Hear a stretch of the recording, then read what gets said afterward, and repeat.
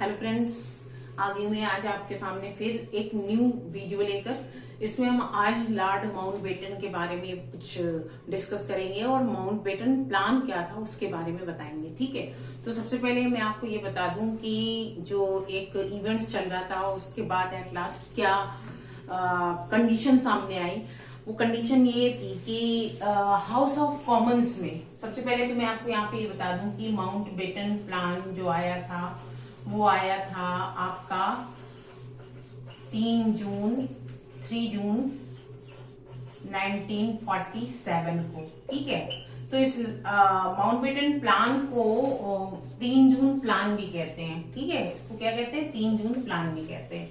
तो सबसे पहले मैं आपको ये बता दूं कि 20 फरवरी 1947 को इंग्लैंड के पीएम यानी प्राइम मिनिस्टर क्लेमेंट एटली ने ये डिक्लेयर किया कि हम जून 1947 को पावर ऑफ ट्रांसफर कर देंगे इंडिया को, यानी ब्रिटिश हुकूमत इंडिया को हैंड ओवर कर देगी उनका कंट्री। ठीक है, तो ये 20 फरवरी को कब ये डिसीजन लिया गया? 20 फेब 1947 को हाउस ऑफ कॉमन्स में, ब्रिटेन का ये पार्लियामेंट का हाउस है, हाउस ऑफ कॉमन्स में ये बताया गया कि हम 20 फरवरी को हाउस ऑफ कॉमन्स में डिक्लेयर किया गया क्लेमेंट एटली के जरिए कि हम भारत को उनके हाथों में यानी कि जो इंडियंस हैं उनके हाथों में सौंप देंगे। लिहाजा रिजल्ट ये निकल के आया कि 21 फरवरी को ये डिक्लेरेशन किया गया। क्या डिक्लेरेशन किया गया? कि Lord Mountbatten would be the viceroy of India. ठीक है, would be viceroy of India, India के वॉइस राय। 21 फरवरी को ये डिक्लेयर किया गया कि अब लॉर्ड माउंटबेटन जो कि last viceroy of India हुए। ठीक है, तो इसके आगे मैं आपको बता दूं कि किस तरह से लॉर्ड माउंटबेटन 21 फरवरी को जब ये डिक्लेयर हुआ कि वो भारत के लास्ट वॉइस राय होंगे और वो भारत का पार्टीशन करने के लिए उन्होंने कुछ प्लान्स बनाए। उसी प्लान्स को माउंटबेटन प्लान के नाम से जाना जाता है या 3 जून प्लान के नाम से भी जाना जाता है। तो उस प्लान्स में प्रपोजल क्या थे ये मैंने यहाँ पर लिखा हुआ है। देखिए, assemblies of Punjab and Bengal decided to divide. Punjab और बंगाल दोनों ही मुस्लिम मेजोरिटी स्टेट्स थे, बहुत बड़े स्टेट्स थे इंडिया के, तो इसका डिवीजन होना था अकॉर्डिंग टू मेजोरिटी। तो ये हुआ कि अकॉर्डिंग टू मेजोरिटी हम इसको डिवाइड कर देंगे पंजाब और बंगाल को। ठीक है, किस तरह से डिवाइड करेंगे उसका डिवीजन। और अगला पॉइंट क्या था कि सिंध विल बी, वो बाद में आपको बताऊंगी किस तरह से। सिंध क्या है जो पाकिस्तान के पास है, उसका ये होगा कि उसका अपना डिसीजन होगा, यानी वो चाहे वो फ्री है, वो चाहे तो इंडिया में हो जाए और चाहे वो पाकिस्तान में हो जाए। फिर थर्ड पॉइंट क्या रखा गया? Referendum would be organise for select. Select क्या था? आसाम के पास था, आसाम का हिस्सा था, यहाँ पे भी मेजोरिटी क्या थी? मुस्लिम थी। ठीक है, थर्ड पॉइंट ये है। उसके बाद प्रिंसली स्टेट्स की क्या होगी? उनकी भी अपनी फ्री चॉइस होगी कि वो इंडिया के साथ जाना चाहते हैं या पाकिस्तान के साथ जाना चाहते हैं। ठीक है, लास्ट क्या था? अगर दोनों कम्युनिटीज पूरी तरह से पीसफुली कंसीडर करेंगी, एग्री हो जाएंगी, तो हम 2 नेशन थ्योरी को इम्प्लीमेंट कर देंगे, यानी कि 2 पार्ट हो जाएंगे इंडिया के, एक होगा इंडिया और एक होगा पाकिस्तान। और अगर ऐसा होता है तो हम बाउंड्री कमीशन सेटअप कर देंगे। क्या कर देंगे? बाउंड्री कमीशन सेटअप कर देंगे। किस तरह से? यानी ये बाउंड्री कमीशन होगी, उसमें कुछ मेंबर होंगे और वो सेटअप करेंगे किस तरह से इंडिया और पाकिस्तान का बंटवारा किया जाए। तो ये जो सारा प्लान था ये माउंटबेटन का प्लान था, ये प्रपोजल्स थे इसमें। तो अब इसको हम थोड़ा डिटेल में पढ़ेंगे। ठीक है, ये सारी चीजें थी जो प्रपोजल थे वो रखे गए। अब सबसे पहली बात जो आती है कि बंगाल और पंजाब की बात ही क्यों हो रही है। बंगाल और पंजाब दोनों जो स्टेट थे वो प्रोविंसेस बहुत बड़े थे। दूसरा, ज्यादातर जो पब्लिक थी वो क्या थी? मुस्लिम थी, मुस्लिम मेजोरिटी थी। लेकिन ऐसा नहीं था कि हिंदू नहीं थे या उसमें सिख नहीं थे या अदर कम्युनिटीज नहीं थी। ठीक है, तो हम जानेंगे किस तरह से इसको 2 नेशन थ्योरी को, प्रपोजल को उन्होंने एक्सेप्ट किया। सबसे पहला तो ये रहा। ठीक है, अब क्या करेंगे? बंगाल और पंजाब देखिए अगर आप नक्शे में देखेंगे तो आप क्या पाएंगे, आप पाएंगे कि ये जो पंजाब वाला हिस्सा है वो अभी जो प्रेजेंट पाकिस्तान है उसकी तरफ है, और ये बंगाल वाला जो हिस्सा है वो पूरी तरह से अभी इंडिया की तरफ है, और ये पंजाब वाला हिस्सा पाकिस्तान की तरफ है। ठीक है, तो इसको किस तरह से उन्होंने डिवाइड किया, उन्होंने मेजोरिटी के हिसाब से, जिसे आज हम बांग्लादेश कहते हैं, यानी कि ईस्ट बंगाल को, ईस्ट बंगाल कहाँ जाएगा, ईस्ट बंगाल जाएगा आपके पाकिस्तान के हिस्से में जाएगा, कहाँ जाएगा, पाकिस्तान के हिस्से में जाएगा। और ये पंजाब है जो वेस्ट पंजाब, यानी इसको इस तरह से डिवाइड किया जाएगा, वेस्ट पंजाब को पाकिस्तान के हिस्से में इस तरह से, यानी हम इस तरह से कह सकते हैं इसको कि जो वेस्ट बंगाल है वो इंडिया के इस फेवर में आएगा, और जो ईस्ट पंजाब है वो इंडिया के फेवर में आएगा। ठीक है, ईस्ट पंजाब और वेस्ट बंगाल, ये इतना, यानी कि ईस्ट बंगाल है पाकिस्तान के हिस्से में जाएगा, वेस्ट पंजाब है जो पाकिस्तान के हिस्से में जाएगा। एक तो ये बात हो गई। दूसरा उन्होंने क्या कहा, अब आती है बात सिंध की। सिंध में भी क्या था, मुस्लिम मेजोरिटी ज्यादा थी। ठीक है, तो वो तो अपने आप ही क्या हुआ, अल्टीमेटली दे हैव डिक्लेयर्ड कि हम पाकिस्तान के साथ जाएंगे। ठीक है, इन्होंने तो ये सिंध भी क्या हो गया, पाकिस्तान का हिस्सा हो गया। अब बात करते हैं आसाम के पास, आसाम का जो ये है हिस्सा सेलेक्ट, यहाँ पे भी क्या थी, मेजोरिटी बहुत थी, मुस्लिम मेजोरिटी बहुत थी। इसके लिए एक रेफरेंडम कराया गया, रेफरेंडम यानी कि पूरी पब्लिक की एक सहमति, वहां के रहने वालों की सहमति कि वो आप किस तरफ जाना चाहते हैं, एक वोटिंग, एक इलेक्शन टाइप का, कहाँ जाना चाहते हैं। तो लिहाजा क्या हुआ कि सिंध वाला और ये सैलेट वाला दोनों किसके फेवर में चले गए, पाकिस्तान के फेवर में चले गए। किसके फेवर में चले गए, पाकिस्तान के फेवर में चले गए। ठीक है, तो इस तरह क्या हुआ, अगर हम और एक हिस्सा अगर पाकिस्तान का आप देखें, जिसको हम कहते हैं नॉर्थ वेस्ट फ्रंटियर पार्ट, यहाँ पे थोड़ा दिक्कतें आई, ये पाकिस्तान के हिस्से में था, और यहाँ पर जो क्या नाम पॉपुलैरिटी थी वो किसकी थी, खान अब्दुल गफ्फार खान की थी, जो कि रेफरेंडम और या पार्टीशन के खिलाफ थे। किसके खिलाफ थे, इसके अगेंस्ट थे। यहाँ पे भी एक रेफरेंडम कराया गया, लेकिन खान अब्दुल गफ्फार खान के सपोर्ट में जितने भी लोग थे, जो पब्लिक थी, उन्होंने इस रेफरेंडम में पार्ट नहीं लिया, यानी एक इलेक्शन कराया गया, जनता की वोटिंग कराई गई कि हम ये किसके साथ जाना चाहते हैं। हालांकि यहाँ पे भी मेजोरिटी किसकी थी, मुस्लिम की थी। ठीक है, फिर भी देखिए आप पैट्रियोटिज्म गौर करिए कि मुस्लिम होते हुए, देखिए एक पैट्रियोटिज्म का एक फॉर्म ये भी है कि there were the many Muslim leaders were consisted in Congress party, even though Khan Abdul Ghaffar Khan was called the frontier Gandhi, यानी उन्हें भी फ्रंटियर गांधी के नाम से जाना जाता था, लेकिन उनकी देशभक्ति पूरे भारत के लिए थी, पूरे कांग्रेस के लिए थी, सबके लिए थी। वो भी क्या, गांधी की तरह बंटवारे के क्या थे, एक तरह से खिलाफ थे, वो नहीं चाहते थे।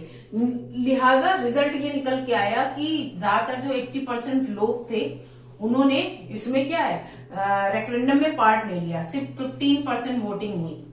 ठीक है, और रिजल्ट ये निकल के आया कि वो ना किसी के उसमें नहीं जा रहा था, लेकिन चूंकि पाकिस्तान ये मुस्लिम मेजोरिटी पार्ट था, यहाँ पे पब्लिक क्या थी, मेजोरिटी थी, लिहाजा इस हिस्से को भी उठा करके पाकिस्तान के हिस्से में डाल दिया गया। किसके हिस्से में डाल दिया गया, पाकिस्तान के हिस्से में डाल दिया।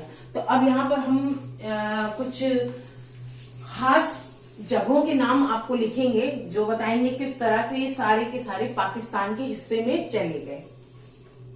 पहला है आपका, यानी पाकिस्तान के हिस्से में क्या क्या आया, ये मैं आपको बता रही हूँ कि which were the places are the states were actually has gone into the favor of Pakistan.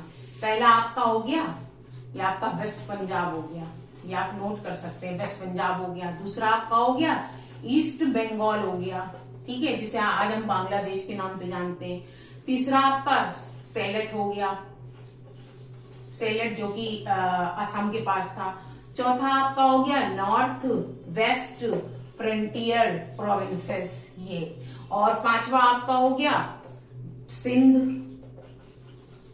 और 6 आपका हो गया बलूचिस्तान। ठीक है, ये क्या हुआ, ये सारे मिलके पाकिस्तान बन गया। ये मिलके क्या बना, ये सारे जितने भी आप पार्ट देख रहे हो पाकिस्तान बन गया। ठीक है, तो पहले जब पाकिस्तान का डिवीजन हुआ था तो जो आप नॉर्थ वाला हिस्सा देखोगे ऊपर, तो उसको ईस्ट पाकिस्तान कहा जाता है। क्या कहा जाता था, ईस्ट पाकिस्तान। और ये बांग्लादेश, जो बंगाल का जो पार्टीशन हुआ था, उसको वेस्ट पाकिस्तान के नाम से जानते थे। किसके नाम से जानते थे, आई एम सॉरी, उल्टा बोल रही हूं मैं, वेस्ट पाकिस्तान के नाम से जाना जाता था, जो अभी प्रेजेंट का पाकिस्तान है। और जो इधर आपका ये ईस्ट पाकिस्तान के नाम से जाना जाता था। जो बांग्लादेश वाला आज जो ये फ्री बांग्लादेश है, ये कभी ईस्ट पाकिस्तान, यानी ये वाला इधर से पाकिस्तान और ये वेस्ट पाकिस्तान पूरा मिला के ये पाकिस्तान बना। तो ये हो गया आपका पार्टीशन हो गया कि इस तरह से डिवीजन किया गया। ठीक है, जब डिवीजन हो गया तो आपके ये क्या नाम है उनका, सर सिरिल रेडक्लिफ, सर नाम याद रखिएगा। इसीलिए आज भी पाकिस्तान और इंडिया की जो रेखा है, बंटवारे की रेखा है, उसको रेडक्लिफ लाइन के नाम से जाना जाता है। ये क्या थे, ये आपके बाउंड्री कमीशन के चेयरपर्सन थे। क्या थे ये, बाउंड्री कमीशन के चेयरपर्सन थे। ठीक है, इन्होंने क्या डिसाइड किया, इन्होंने डिसाइड किया कि जितना भी ये आपका, मैंने अभी जितने भी नाम लिए हैं, रेफरेंडम के जरिए, आपसी सहमति के जरिए, सब पाकिस्तान के हिस्से में चले गए। इस तरह से पाकिस्तान बन गया। अब बात करते हैं उनका क्या होगा। जो 563 हमारे यहाँ क्या थे, ये पॉइंट आपको नोट करना है। 563 क्या थे, प्रिंसले स्टेट थे। बहुत ही सिंपल लैंग्वेज में आपको बता रही हूं मैं, एकदम आसानी से आपके दिमाग में आ जाना चाहिए। कितने थे, 563 प्रिंसले स्टेट। प्रिंसले स्टेट्स कौन है, जहां पर राजे रजवाड़े अभी भी रहते हैं, क्योंकि पूरा भारत क्या था, रॉयल फैमिली से बिलोंग करता था मोस्टली 80%। तो अब ये 563 में 560 ने क्या किया कि हम इंडियन फेडरेशन के साथ जाएंगे। We would go with the Indian federation, हम भारत का हिस्सा बनेंगे। ठीक है, हालांकि इनसे क्या कहा गया था कि आप फ्री हैं, आप ज्वाइन कर सकते हैं, आप इंडिया के साथ जाना चाहें तो इंडिया के साथ चले जाएं, आप पाकिस्तान के साथ जाना चाहें तो पाकिस्तान के साथ चले जाएं। लेकिन 560 ने क्या किया कि उन्होंने कहा कि हम इंडियन फेडरेशन के साथ इन्वॉल्व होंगे और फ्री कंट्री कहलाएंगे, इंडियन फेडरेशन का हिस्सा बनेंगे। अब हम बात कर लेते हैं उन तीन, यानी 563 हो गई, तो रिमेनिंग पार्ट कितने हैं आपके स्टेट, 3 बचे। ये 3 स्टेट कौन थे, इसके बारे में मैं आपको बता दे रही हूँ। तो पहला ये मैं आपको बताऊं, ये था जूनागढ़। ठीक है, ये कहाँ है, अभी फिलहाल गुजरात का हिस्सा है। ठीक है, जूनागढ़। और यहाँ पे जो किंग थे वो कौन थे, मोहम्मद महावत खान। ये क्या चाहते थे, इनका कहना था कि हम किसी के साथ, मतलब इनका कहना था कि यहाँ पर इनकी एक प्रॉब्लम ये थी कि ये मतलब राजा तो मुस्लिम था, लेकिन जो प्रजा थी वो 90% क्या थी, हिंदू थी। ये आपको याद रखना है। इन्होंने क्या किया, इन्होंने सोचा इससे पहले हमारे पर कोई प्रेशर डाला जाए इंडियन फेडरेशन में इंक्लूड करने के लिए, इन्होंने सोचा मैं क्या करता हूँ, ये इन्होंने जिन्ना से बात करी और कहा कि हम पाकिस्तान के साथ होना चाहते हैं। ठीक है, इन्होंने ये कहा। रिजल्ट क्या निकल के आया, जो हिंदू पब्लिक थी वो रिवोल्ट पे आ गई। किस पे आ गई, they revolted against his king's decision. ठीक है, लिहाजा जो भारतीय नेता थे, जो हमारे सर्वे सर्वा थे कांग्रेस के, उन्होंने डिसाइड किया कि हम इसमें बीच बचाव करके उन्होंने ये डिसाइड किया कि राजा भले ही मुस्लिम था, लेकिन प्रजा क्या थी, 90% हिंदू थी, और पब्लिक की मर्जी देखी जाएगी कि वो कहाँ रहना चाहती है। रिजल्ट ये निकला कि जूनागढ़ को इंडियन फेडरेशन में क्या कर लिया गया, शामिल कर लिया गया। ठीक है, तो इस तरह से उसी वक्त की ये बात बता रही हूं मैं आपको, 1947 की। ठीक है, इसमें शामिल कर लिया गया। जूनागढ़ अब किसका पार्ट हो गया, इंडिया का पार्ट हो गया। अब यहाँ पर हम सेकंड की बात करते हैं हम हैदराबाद की। ठीक है, हैदराबाद। यहाँ पे किंग कौन थे? उस्मान अली खान। ठीक है, ये भी राजा क्या था? मुस्लिम था। लेकिन यहाँ पे भी क्या था? यहाँ पे भी जो मेजोरिटी थी किसकी थी? हिंदू की थी। ठीक है, अब इन्होंने सोचा कि जो रिजल्ट जूनागढ़ का हुआ है, उन्होंने सोचा मैं ऐसा नहीं करूंगा। अगर मैं जिन्ना के साथ जाता हूँ या पाकिस्तान के फेवर में जाता हूँ एज अ मुस्लिम किंग, तो मेरी जो पब्लिक है, मेरी जो प्रजा है, वो रिवोल्ट कर देंगे। ठीक है, तो उन्होंने कहा कि मैं ना तो इंडिया के साथ जाऊंगा, उन्होंने कहा कि I didn't want go with India और Pakistan, I want to declare myself free state. यानी उन्होंने कहा कि ना तो मैं इंडिया के साथ जाऊंगा और ना मैं पाकिस्तान के साथ जाऊंगा, मैं अपने आप को क्या डिक्लेयर करता हूँ? फ्री स्टेट डिक्लेयर करता हूँ। मुझे अपने तरीके से अपने स्टेट का शासन चलाने की, यानी I want to get the actually recognition as a free country of India. I didn't want to be either Pakistan और इंडिया, ऐसा उन्होंने कहा। क्योंकि उन्होंने रिजल्ट देख लिया था कि जूनागढ़ के किंग ने जिस तरह से पाकिस्तान के फेवर में जाना चाहा और वहां की पब्लिक ने रिवोल्ट कर दिया। तो नतीजा क्या हुआ? इन्होंने भी यहाँ पर एक प्लेबेसाइट कराया। क्या कराया इन्होंने? यहाँ पे प्लेबेसाइट। इन्होंने कहा कि ऐसा करते हैं, एक प्लेबेसाइट का मतलब होता है कि जो भी पब्लिक है उसका राजीनामा लेते हैं कि वो क्या चाहती है। प्लेबेसाइट का ये मतलब हुआ कि वो किसके साथ जाना चाहते हैं, क्या वो पाकिस्तान की पब्लिक बनना चाहते हैं या इंडिया की पब्लिक बनना चाहते हैं, किसकी पब्लिक बनना चाहते हैं। ठीक है, तो रिजल्ट ये हुआ कि प्लेबेसाइट में फैसला किसके हक में आ गया? इंडिया के हक में आ गया। और आपस सितंबर 1948 को जवाहरलाल नेहरू और सरदार पटेल, इन सब की मदद से क्या हुआ?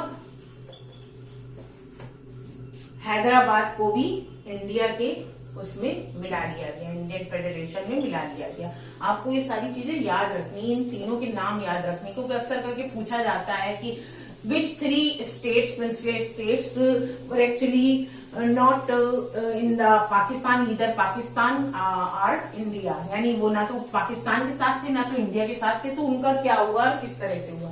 अब आते हैं, बात करते हैं हम कश्मीर की। ठीक है, कश्मीर, यहाँ पे क्या था मसला? यहाँ पे ये था कि यहाँ का जो किंग था वो हिंदू था, हरि सिंह। ठीक है, इसी चीज को हमें समझना है। लेकिन क्या था, 95% जो प्रजा थी वो क्या थी? मुस्लिम थी। प्रजा क्या थी? मुस्लिम थी। हालांकि यहाँ पे मामला स्टेबल था, ना तो पब्लिक कुछ कह रही थी कि हमें इसके साथ जाना, उसके साथ जाना, हम क्या नाम, Muslim majority, we are the Muslim majority native of our state, so we would go with the Pakistan, ऐसा उनका कोई कहना नहीं था। अच्छा, राजा हरि सिंह का भी क्या था? वो भी स्टेबल थे, एकदम न्यूट्रल थे, यानी कुछ नहीं कहा। उन्होंने कहा कि I am fine, I declare myself as free, यानी कि मैं इंडियन यूनियन के साथ जाना नहीं चाहता हूं। उनका कोई ऐसा स्टेटमेंट नहीं था, ना निगेटिव ना पॉजिटिव। लेकिन हुआ क्या कि कश्मीर, आप नक्शा देखेंगे तो पाकिस्तान से बिल्कुल सटा हुआ है। ठीक है, पाकिस्तान को ये लगा कि ये तो मुस्लिम मेजोरिटी है, लिहाजा ये तो हमारे उसमें होनी चाहिए। ठीक है, तो जब बंटवारा हो गया तो इन्होंने सोचा क्यों ना कश्मीर पे उन्होंने अटैक कर दिया। दे अटैक ऑन कश्मीर, ये सारी चीजें आपको याद रखनी है। दे अटैक्ड ऑन कश्मीर।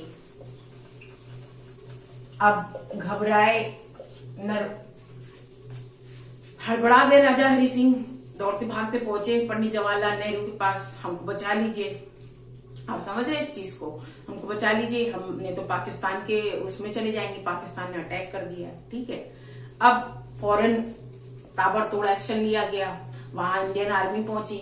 लेकिन अभी क्या हुआ कि जैसे मान लीजिए ये कश्मीर है, ठीक है, ये कश्मीर है, अब इधर ये हिस्सा क्या है? पाकिस्तान है। अब इसने कहा ये जितना भी हिस्सा वो कवर कर सकते थे, आप अगर नक्शे में देखेंगे तो इतना, जब तक इंडियन आर्मी पहुंचती तब तक पाकिस्तान ने जितना कब्जा करना था कर लिया था। ठीक है, और जितना बचा पाए वो इंडिया का पार्ट बन गया। आप समझिए इस चीज को, जितना बचा पाए वो इंडिया का पार्ट बन गया और बाकी चला गया पाकिस्तान के कब्जे में। तो आज भी इसको क्या कहा जाता है? गुलाम कश्मीर कहा जाता है। ठीक है, और पाकिस्तान वाले इंडिया के हिस्से को गुलाम कश्मीर कहते हैं।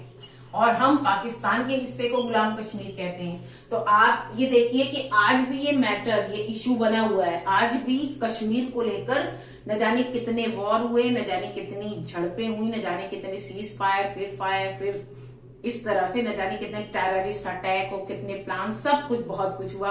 370 आपकी ये धारा भी लगाई गई, ठीक है, कि ये एक तरह से क्या होगा, फ्री स्टेट होगा, अपना फ्लैग रख सकते हैं, अपना कॉन्स्टिट्यूशन रख सकते हैं, इंडियन कॉन्स्टिट्यूशन का इन पर कोई डोमिनेशन नहीं होगा, किसी तरह का कोई सब्जुगेशन नहीं होगा, ठीक है। तो इस तरह ये कहानी निकल के आई कि किस तरह से पहले एक डिसाइड किया गया कि क्या क्या और किस तरह से पाकिस्तान के हिस्से में जाएगा, रेफरेंडम कराया गया, लोगों का राजीनामा लिया गया, फिर मुस्लिम और हिंदू मेजोरिटी को देखा गया, कहाँ कहाँ किस तरह से हम डिवाइड कर सकते हैं, पंजाब को, बंगाल को, सिंध को, और जितना भी हिस्सा मुस्लिम मेजोरिटी पाकिस्तान यानी मुस्लिम मेजोरिटी था, the part of India which for the Muslim majority they had gone into the favour of the two according to the two nation theory of Pakistan के हिस्से में चला गया वो हिस्सा, ठीक है। तो ये जो पूरा प्लान था जो लेकर आइए, तो बाद की सारी चीजें हुई, इस तरह से हो गया, ऐसा ये प्लान का हिस्सा नहीं था। ये बाद में जब 563 प्रिंसली स्टेट्स जब थे तो उसके बाद ये डिसाइड किया गया कि क्या नाम है, जो 560 उनके फेवर में चले गए, इंडिया के फेवर में जो 3 बचे सॉरी, उन्होंने किस तरह से रिएक्ट किया बाद में, वहां का राजा कौन था, वहां की प्रजा क्या थी, वहां मेजोरिटी क्या थी, हिंदू थी, मुस्लिम थी, ये सारी चीजें मैंने आपको बता दी हैं। याद रखने वाली चीजें इसमें क्या है, याद रखने वाली चीजें ये है कि 20 फरवरी 1947 को पीएम क्लेमेंट एटली ने डिक्लेयर किया हाउस ऑफ कॉमन्स में कि हम पावर को ट्रांसफर करेंगे इंडिया के हाथों में। फिर उसके बाद 21 फरवरी को Lord Mountbatten has declare at the last viceroy of India, और वो आए एक प्लान लेकर। प्लान में उन्होंने किस तरह से पॉइंट्स रख के बताया किस तरह से हम डिवीजन कर सकते हैं, किस तरह उसके बाद एक बाउंड्री कमीशन सेटअप करेंगे, और किस तरह से मेजोरिटी और माइनॉरिटी के हिसाब से इंडिया और पाकिस्तान का पार्टीशन किया जाएगा। और सर रेडक्लिफ उसमें चेयरपर्सन थे बाउंड्री कमीशन के, उन्होंने भी और इसी नाम से आज भी हमारे इंडिया और पाकिस्तान के बीच जो रेखा है, जो लाइन है, जो बाउंड्री, उसको रेडक्लिफ बाउंड्री के नाम से जाना जाता है। तो ये सारे पॉइंट्स थे इसमें। Lord Mountbatten was the last viceroy of India, last governor general of India, ये भी कह सकते हैं, ऑफ फ्री इंडिया। वो भारत के पहले यानी ब्रिटिश आजाद भारत के लास्ट, आजाद भारत के पहले क्या नाम है, गवर्नर जनरल थे, ये भी कह सकते हैं। या हम कह सकते हैं गुलाम भारत के आखिरी वायसरॉय थे Lord Mountbatten. Lord Mountbatten has played a big role with the government of India, with the Congress and the Muslim League, and he played a big role in the partition of India, and the two nation theory has been implemented, which was actually presented by Mohammad Ali Jinnah. और इस तरह से पाकिस्तान और India 2 भागों में बढ़ गया। तो यहाँ पर मैंने आपको पार्टीशन ऑफ इंडिया के बारे में भी बता दिया है आपको, और आपको माउंटबेटन प्लान भी इसी में आ चुका है, ठीक है। तो ये कुछ चीजें थी जो हमारे चैप्टर के लास्ट में पहुंच चुकी हैं। तो मैं ये समझती हूँ आज मैंने आपको जितना भी ये आपको बताया है, क्या नाम है, जो भी है लॉर्ड माउंटबेटन प्लान और ये पार्टीशन ऑफ इंडिया, सारी कहानी मैंने आपको इसमें बता दी है एक शॉर्ट वे में। मैं आपको कुछ इस चैप्टर के रिगार्डिंग क्वेश्चन पेपर और कुछ जो नोट्स हैं वो मैं आपको सेंड कर दूंगी, आप उसे देख लीजिएगा। तो आज ये हमारे चैप्टर का आखिरी लास्ट डे था। इसके बाद में आपके लिए पॉलिटिकल साइंस से रिलेटेड या फिर ज्योग्राफी के चैप्टर से रिलेटेड कोई टॉपिक लेकर आऊंगी, और मिलते हैं अगले वीडियो में। तब तक के लिए बाय।